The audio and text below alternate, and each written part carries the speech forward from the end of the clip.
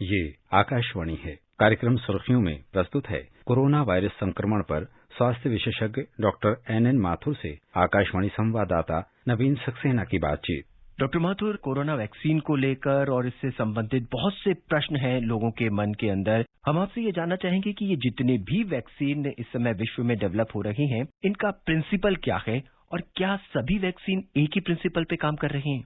सभी वैक्सीन एक ही प्रिंसिपल पे तो काम नहीं कर रहे हैं। ये वैक्सीन जो हैं वो डिपेंड करता है कि किसी प्रोटीन को लेके बन रहे हैं या न्यूक्लिक एसिड को लेके बन रहे हैं या फिर उसके स्पाइक प्रोटीन्स जो ऊपर हैं उसको लेके बन रहे हैं। तो उनकी टेक्नोलॉजी, उनका कॉन्सेप्ट प्रोड्यूसिंग वैक्सीन थोड़ा डिफरेंट है हर एक का, लेकिन अल्टीमेटली वो इसलिए बन रहे हैं कि कोरोना वायरस से आपको इन्फेक्शन ना हो। डॉक्टर साहब, कोरोना वैक्सीन को लेके लोगों में बहुत से सवाल है। वो जानना चाहते हैं कि क्या कोरोना वैक्सीन उन व्यक्तियों को भी दिया जाएगा जो व्यक्ति स्वस्थ हैं या केवल उन्हीं व्यक्तियों को दिया जाएगा जो बहुत ही क्रिटिकल स्टेज में है?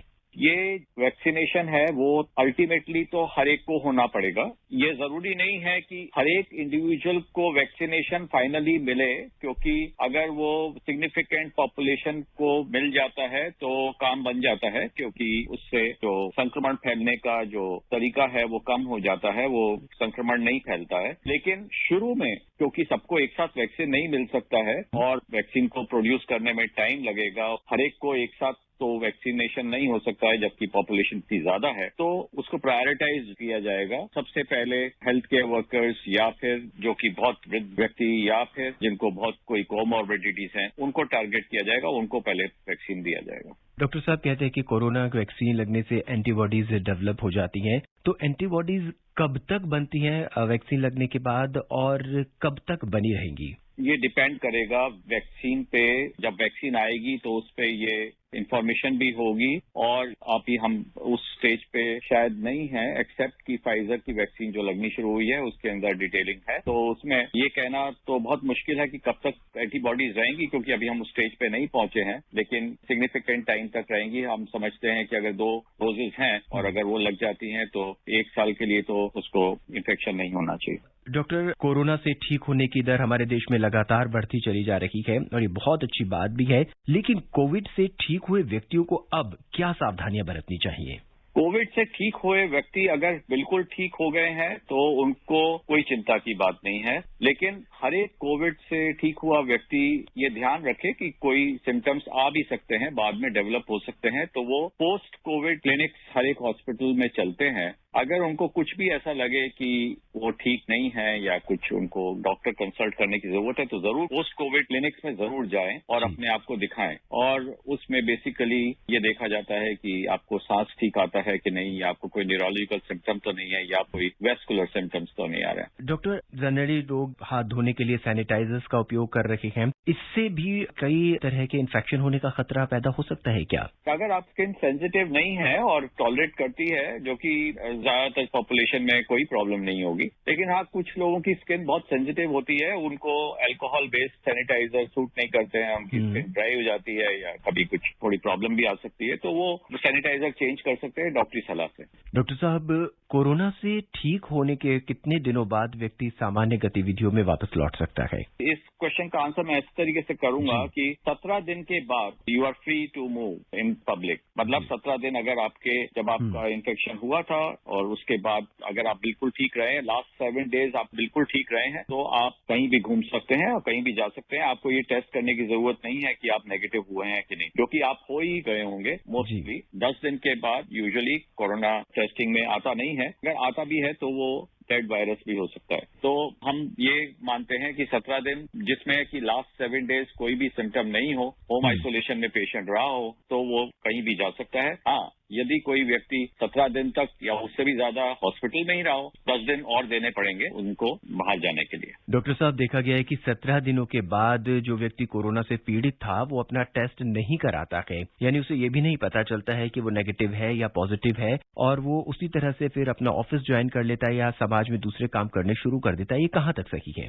ये साइंटिफिकली करेक्ट है। आजकल हम टेस्ट जो है, कोई भी जना आता है तो उसकी टेस्ट हम कर सकते हैं, मतलब डॉक्टर की प्रिस्क्रिप्शन की जरूरत जरूरत नहीं है। यदि कोई व्यक्ति चाहे तो करा सकता है, लेकिन हर एक व्यक्ति को ये बार बार टेस्ट कराने की जरूरत नहीं है कि वो अब नेगेटिव हो गया। उससे टेस्ट के ऊपर लोड बहुत पड़ता है और इतने टेस्ट उपलब्ध भी नहीं होते हैं। और ये साइंटिफिक बेसिस पे ये 17 दिन का पीरियड बताया गया है और वो बहुत सेफ है, उसमें कोई घबराने की बात नहीं। और डॉक्टर साहब, अगर वो टेस्ट कराने के लिए आता है तो उसे क्या RT-PCR टेस्ट कराना होगा या एंटीबॉडी टेस्ट कराना पड़ेगा? गोल्ड स्टैंडर्ड टेस्ट जो है वो RT-PCR टेस्ट है और अदर वेज ऑफ डिटेक्टिंग जो है वो रैपिड एंटीजन टेस्ट होता है। और हम कुछ फास्ट एंटीजन डिटेक्शन के लिए भी कुछ टेस्ट करते हैं, CVNAT और TrueNAT करके। तो ये जो टेस्ट हैं ये यूजुअली जो गोल्ड स्टैंडर्ड टेस्ट है वो RT-PCR टेस्ट है। एंटीबॉडी टेस्ट ये नहीं बताता है कि आपको इस वक्त इन्फेक्शन है कि नहीं है, वो ये बताता है कि आपके पास एंटीबॉडीज कितने हैं। डॉक्टर साहब, जिस तरह से मौसम बदलना शुरू हो गया है, इस मौसम में बुखार आना जो है वो आम बात सी लगती है। बुखार आना इस बात का संकेत भी देता है कि हमारा शरीर किसी संक्रमण से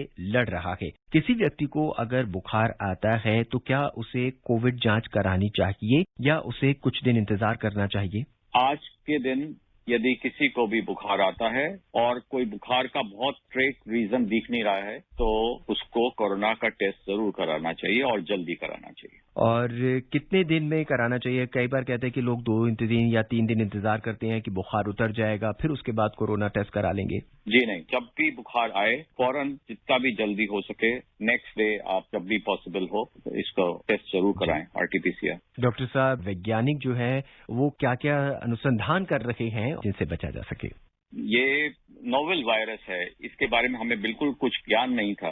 इसका डायग्नोसिस, इसकी टेस्टिंग, इसके अंदर क्या मेडिसिन आएंगी, ये सब बिल्कुल वॉर फुटिंग पे सारा कुछ पूरे दुनिया में चल रहा है। और किस तरीके से इससे प्रिकॉशंस हैं, कैसे PPEs बनेंगे, इसमें पैसा बहुत खर्च हुआ है, इसमें कोई डाउट नहीं है, लेकिन उसके अलावा कोई चारा नहीं है। इसमें जितना हम अपने आप को संक्रमित होने से बचेंगे उतना सिस्टम पे और फाइनेंशियली और मेडिकली लोड कम पड़ेगा। और अगर आप सुरक्षित रहना चाहते हैं, अपने आप को संक्रमण से बचाना चाहते हैं तो शायद डॉक्टर साहब मास्क सबसे ज्यादा जरूरी है। बिल्कुल, सबसे ज्यादा जरूरी आज की तारीख में 3 चीजों में, जो कि social distancing, hand washing and mask. Doctor साहब, कहा जा रहा है कि अगर संक्रमण से आपको लड़ना है, कोरोना से लड़ना है तो आपको अपनी इम्यूनिटी बढ़ानी पड़ेगी। और जब इम्यूनिटी बढ़ाने की बात आती है तो विटामिन C और विटामिन D की लगातार बात की जा रही है। ये कहाँ तक सत्य है और ये इम्प्रूव करने के लिए अपने शरीर में हमें क्या करना होगा? देखिए, विटामिन लेने में कोई हर्ज नहीं है और किसी को विटामिन डेफिशिएंसी हो तो उसको विटामिन जरूर लेने चाहिए। लेकिन यदि आप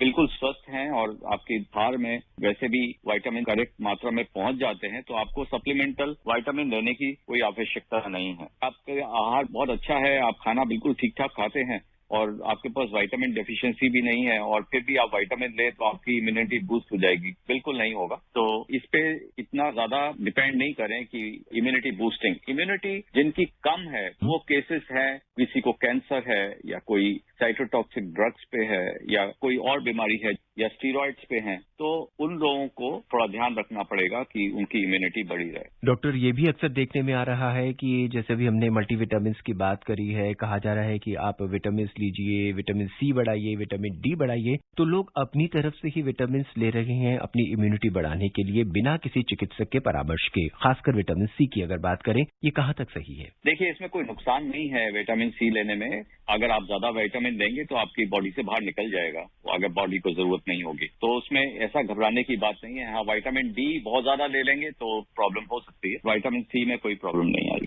डॉक्टर साहब, क्या हम ऐसी कोई किट एक डेवलप कर सकते हैं जो हमारी इम्यूनिटी बूस्ट करे और हमें इस कोरोना से बचाए रखे? जी नहीं, ये ऐसा कोई किट नहीं है। ये जरूर है कि जब आपको इन्फेक्शन हो जाता है किसी को तो कुछ हम मेडिसिन देते हैं जो कि डायरेक्टली वो कोरोना ट्रीटमेंट में कामयाब कितनी है ये नहीं पता है, लेकिन वो एक्सपेरिमेंटल स्टेज पे है। तो वो एक ग्रुप ऑफ कुछ हमने 5, 6, 7 मेडिसिन आपको डॉक्टर्स देंगे, लेकिन ऐसी कोई किट नहीं है जो कि प्रिवेंट करेगी कोरोना होने से। तो ऐसी कोई किट अगर कोई कहता भी है तो उसको ज्यादा तवज्जो ना दे।